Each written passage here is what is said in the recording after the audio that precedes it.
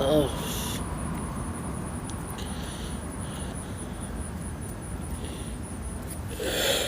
I babysit today.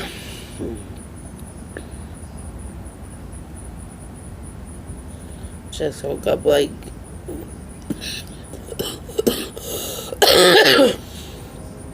30 minutes ago or so. Really less, probably less than that. But oh, gotta change my shirt. I know.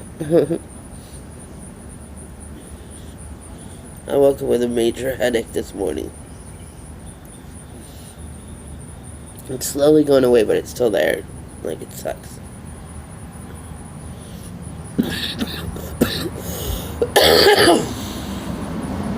Took some ibuprofen for it, though. So that's good.